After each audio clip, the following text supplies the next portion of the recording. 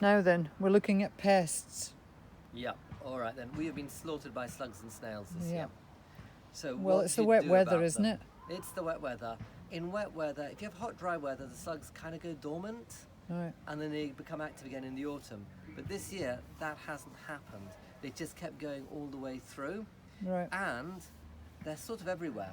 So, for example, here we've got some timber lying around, Oh yeah. and under that, we've got loads of snails which just appear every few days. Yeah. So don't do what we do. Make sure you've got nice clear spaces between your vegetables and any hedge or pile of rubbish or herbaceous border or anything where they can be living. Okay. Secondly, you just got to go around and just hand pick and get rid of them. So go through all your rubbish, get rid of them. Other things you can do is maybe lay down a surface or something like a piece of cardboard or a piece of plastic where they will hide under the daytime. That means you won't have to hand pick at night. You can just go out there and find them. So put those around the perimeter of where you are Yeah. to intercept the slugs and snails or catch them as they're going back to sleep in the morning. Right. Beer traps, they work. That is yeast, plastic cup, and some water, maybe a bit of sugar, and that will attract slugs and snails that go in and drown. Again, Excellent. with those, don't have them at ground level, have them slightly above ground level, because if you have ground level, you get beneficial insects, like ground beetles can run in and drown. All right. Yeah. And then there's slug pellets. So what I'd say about slug pellets is two things. They're not really good they're not really good for wildlife, but if you are going to use them, spread them really thinly. People often, you will use half the packet on this, like the one treasured plant. I think the American Hospice Society recommended 4 slug pellets per square metre. Wow. So have them really, they can be quite thin. Slugs just go for them.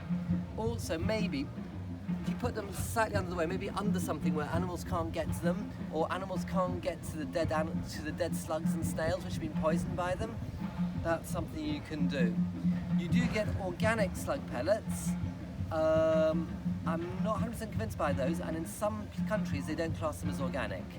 What an organic slug pellet is a chemical which holds on to a natural soil salt and makes it soluble and easily absorbed by the slug. So the idea is when they break down, they just release salt, they just release plant food. Right. The problem is the chemical that holds on to and makes available the substance that kills the slugs will do the same to heavy metals in your soil All right.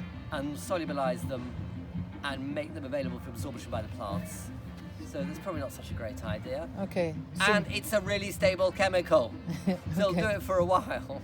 Okay. That's EDTA. But it's best to just pick them off and kill them. Well, yeah, kill them or whatever. Don't just throw them in the neighbour's garden. Sometimes they come back. Yeah. Okay. So yeah, just All right. pick them up and also just keep hitting them because at this time of year, these snails are going to be laying 80 or 100 eggs every 3 weeks. Wow. So in weather like this, they're going to start bulking up really, really fast and Right. cause you nightmare for next year. Okay. Yeah. Oh, I didn't know snails laid eggs. Uh-huh. Well, they'll go into this moist soil and they'll bury Oh, right. them, and then that will be that. Oh right. Okay. So, yeah, Thank you for that. no worries.